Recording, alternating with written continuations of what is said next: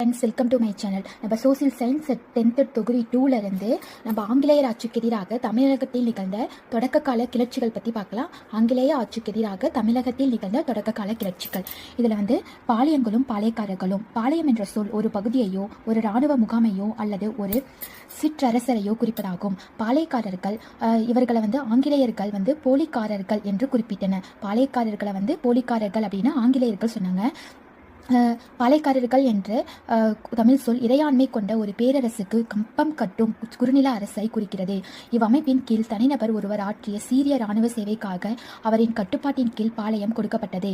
வாரங்கல்லை சார்ந்த பிரதாபருதரின் ஆட்சி காலத்தில் காகத்திய அரசின் இப்பாளையக்கார முறை நடைமுறைப்படுத்தப்பட்டது.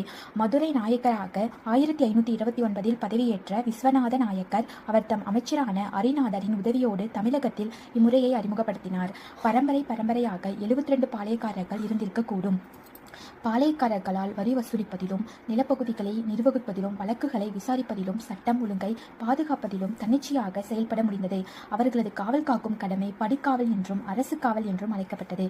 பல்வேறு சந்தர்ப்பங்களில் நாயக்கர் ஆட்சிக்காரர்கள் தங்கள் அதிகாரத்தை தக்க வைத்துக் கொள்ள பாளையக்காரர்கள் உதவி புரிந்தனர். பாளையக்காரர்களுக்கும் அரசர்களுக்கும் இடையான தனிப்பட்ட உறவு மற்றும் புரிதல் மதுரை நாயக்கர்களால் இம்முறை நிறுவப்பட்டதிலிருந்து 200 ஆண்டுகளுக்கு மேலாக, அதாவது ஆங்கிலேயர் நிலப்பகுதியை தங்கள் வசம் கொண்டு வரும் வரை நீடித்தது. அதாவது இது இம்பார்ட்டன்ட். கிழக்கு மற்றும் மேற்கு பாளையங்கள் நாயக்க மன்னர்களால் உருவாக்கப்பட்ட 72 பாளையங்களுள் கிழக்கு மற்றும் மேற்கு என 2 தொகுதியாக பிரிக்கப்பட்டிருந்தது. அதில் கிழக்கில் அமைந்த பாளையங்கள் எதுனா கிழக்கு சைடுன்னு பார்த்தா சாத்தூர், நாகலாபுரம், எட்டயபுரம் மற்றும் பாஞ்சனங்குறிச்சி. மேற்குனா ஊத்தமலை, தலைவன்கோட்டை, நடுவன்குறிச்சி, சிங்கம்பட்டி, சேத்தூர். இதெல்லாம் கிழக்கு மற்றும் மேற்கு பாளையங்கள்னு சொல்லலாம் ஆகியனவாகும். 17 மற்றும் 18ஆம் நூற்றாண்டுகளில் தமிழக அரசின் பாளையக்காரர்களின் செல்வாக்கு விஞ்சி நின்றது. அவர்கள் தங்களுக்கென ஒதுக்கப்பட்ட பாளையங்களில் எல்லைக்குள் சுதந்திரம் இறையாண்மையும் பெற்று செயல்படும். இதெல்லாம் தேவையில்ல, இதில் இம்பார்ட்டன்ட் கிடையாது. நெக்ஸ்ட் வரி வசூலிப்பும் அதிகாரம் கம்பெனி ஆட்சிக்கு வழங்கப்படுதல். ஆற்காட்டு நவாப் கர்நாடக பொருட்களில் ஈடுபட்டிருந்த போது ஏற்பட்ட செலவினங்களுக்காக கிழக்கிந்திய கம்பெனியிடமிருந்து கடன் பெற்றிருந்தார். அவர் கடனை திரும்ப செலுத்தக்கூடிய நிலையை கடந்தபோது தெற்கத்திய பாளையக்காரர்களிடமிருந்து வரி வசூல் செய்யும் அதிகாரம் கிழக்கிந்திய கம்பெனிக்கு வழங்கப்பட்டது.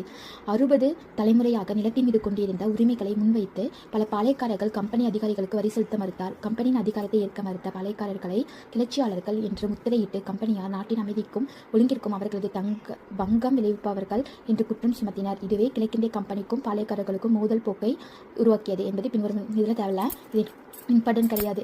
Thank you friends, welcome to my channel. பாளையக்காரர்களின் புரட்சியில் புலிதேவரோட புரட்சி பற்றி பார்க்கலாம். பாளையக்காரர்களின் புரட்சியோட இயர் 1755 to 1801. இந்த இயர் தான் பாளையக்காரர்களோட புரட்சின்னு பார்த்தா ஃபுல்லாக. இதில் ஃபர்ஸ்ட் பார்க்க போகிறது யாருன்னா புலிதேவரின் புரட்சி. இவரோட இயர் 1855 to 1867. இந்த இயர் தான்